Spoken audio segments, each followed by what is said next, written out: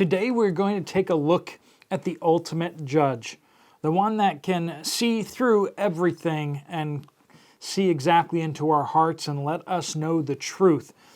The answer in this study is not going to be Jesus, but close. We're going to be talking about the Word of God and the work of the Spirit through the Word of God that we're going to be seeing throwing out here in Hebrews chapter 4, verses 12 through 13. This is probably going to be a passage that many of you are going to recognize, where it talks about the Word of God being sharper than any two-edged sword.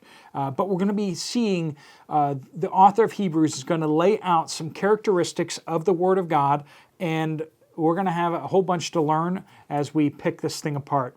Before we begin, let's make sure our hearts are right. So if you haven't already taken some time to have a time of prayer and confession with the Lord, please do pause the video now and have that time of prayer and confession. All right, welcome back.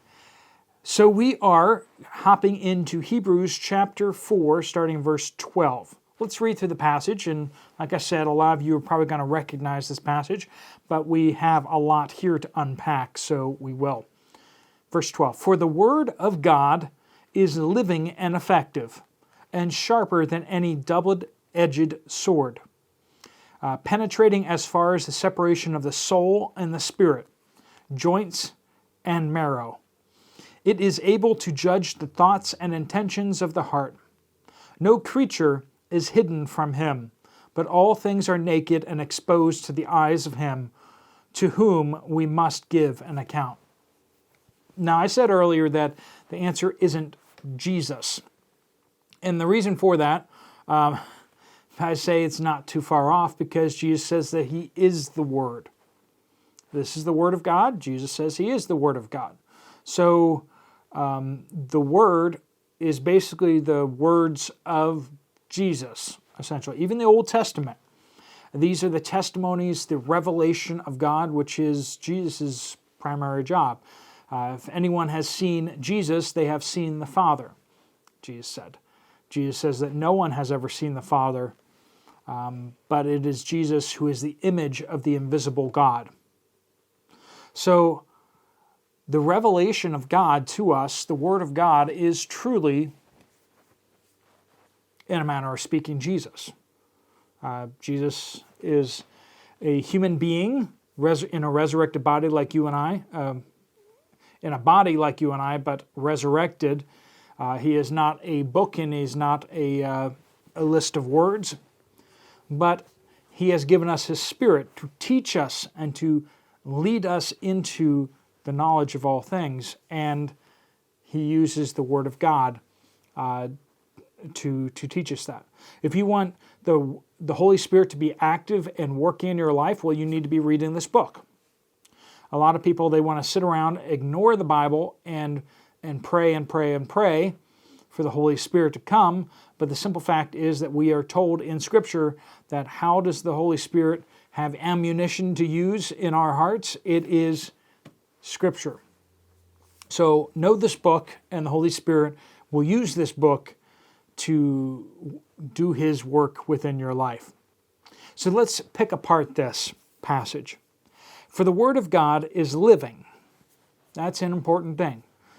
This is not some dead book. This is not a book that you just read and kind of whatever you feel like it means.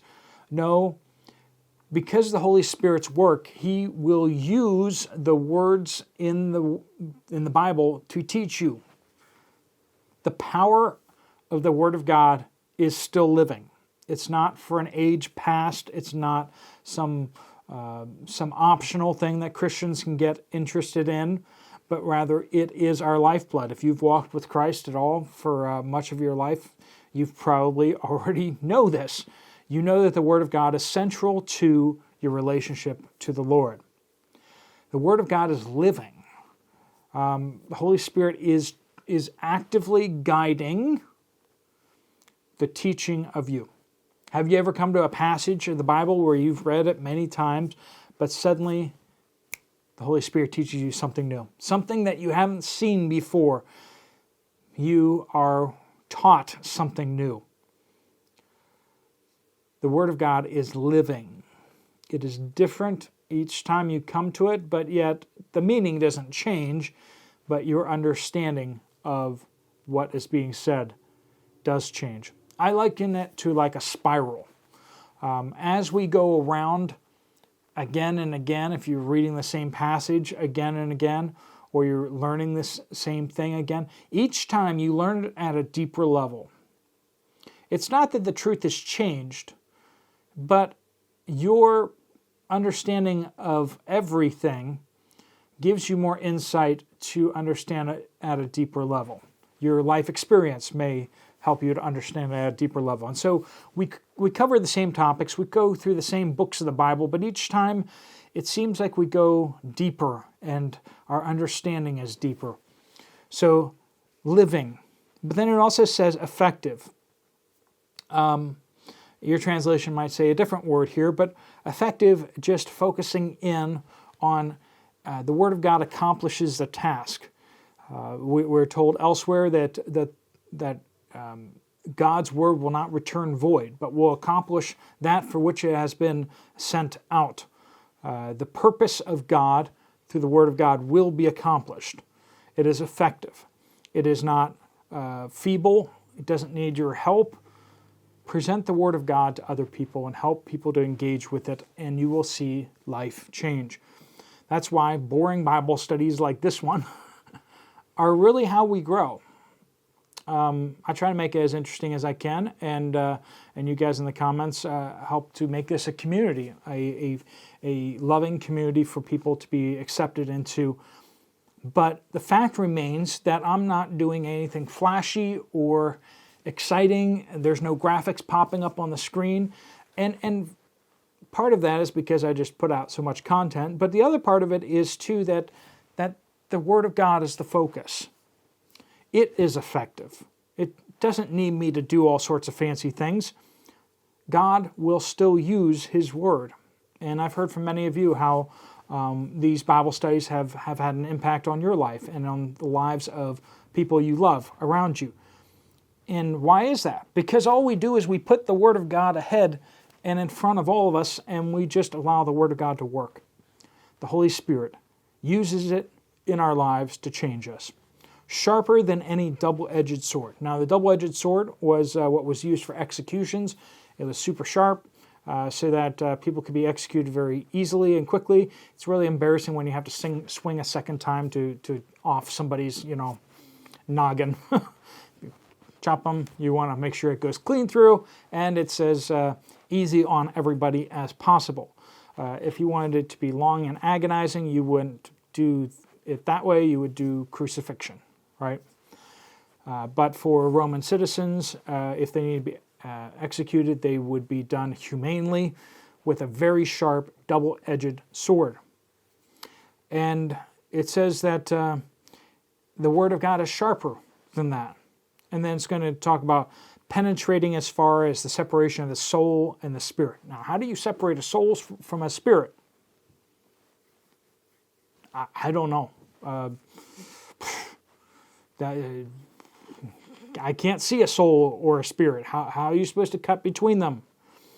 Joints and marrow. I mean, the point is, it's like it's super, super sharp. It is exact. It's not clumsy. It's not some bludgeon. It's not something we beat people over the head with. It cuts right to the heart. The Word of God brings to you a message. Have you ever been there where a sermon is happening and none of their bullet points are what God teaches you that morning, but as they read through the passages, maybe it's a side passage that's mentioned, something from the Word of God, God takes straight to your heart, and you hear the voice of God through His Word. And it's maybe not even what the pastor they didn't say anything like that, but yet the Word of God, some passage that they read, the Word of God cuts straight deep into you. Or you read through a passage you've read through 100 times, and yet God uses it in a special way in your life that day. It is so exact, it speaks directly to us. If you keep asking yourself, why don't I hear from God? Where is the voice of God? Are you in His Word? Are you studying? Are you listening to His Word and allowing God to bring that sharp, super exact, double-edged sword into your life to answer what needs to be answered? That is the purpose of the Word of God. Not some kind of bludgeon, but super exact, super accurate. In addition to this, it says that it is able to judge the thoughts and intentions of the heart. Now, we are very deceptive. Our hearts are so deceptive. The world says, follow your heart. And yet we are also told in Scripture that our hearts are deceptive, are wicked. We are, okay, now I'm trying to think of it off the top of my head. Deceitfully wicked above all else. That's the description of the heart. Deceitfully wicked above all else. And our hearts lie to us. Our hearts want things that it ought not to want. Our hearts say, just take that shortcut. Don't do the hard work. Don't do it the proper way. Take that shortcut. Sin is most often really just a shortcut, isn't it? A legitimate desire, a legitimate want, and you just take the quick way there. You kind of cut the corner. You don't do it God's way. You want money? That's not a bad thing. So go to work. Provide value to people. Get money. Good stuff, right? You're like, I don't want to do that. I just want to take it from somebody. Sin, right? You want to be in a loving relationship with somebody? Well, get married, right? And you say, I want to cut the corner. I don't want to go through all that. Friends, sin is often the shortcut. Our hearts lie to us and tell us all sorts of things. But we need the Word of God to give us direction, give us boundaries, give us clear understanding that there is a right way and a wrong way to pursue the things that are on our hearts, right? And that's all right. Do it the right way. Pursue the things that God has laid on your heart in the correct way. It judges the thoughts and intentions of our hearts, because we can talk ourselves into anything, can't we? Some people can talk us into anything as well, but mostly it's our hearts that talk us into trouble. But it says, no creature is hidden from Him, but all things are naked and exposed before the eyes of Him to whom we must give account. Nothing is hidden. The Word of God exposes everything. There is nothing new under the sun, as we are told in Ecclesiastes. Everything has happened before. Everything will happen again. You're not special. Nobody is special. Situations aren't special. It's happened to people in the past. Now, it may be a little more unusual, your situation, but what you're going through is what other people have gone through before you, and has happened to people to a different extent, a little bit different way, back in the Old Testament. Everything has happened before, and the Word of God speaks to us all. Let me pray a prayer of blessing over you before we get going. Lord God, I pray that you bless each and every one watching this video today. Lord, help us to get into your Word. As the old saying goes, that either this book will keep you from sin, or sin will keep you from this book. Lord, help us to take to heart the transformative power that your Holy Spirit will work in when we submit ourselves to your Word. Lord, help us to hear and understand your Word and to do all that you command us. Lord, we pray all these things in Jesus' powerful name. Amen. Thanks so much for joining in. There's a couple Bible studies right here on screen. You might want to check those out over there. I'll see you over there, or I'll see you later. God bless you all.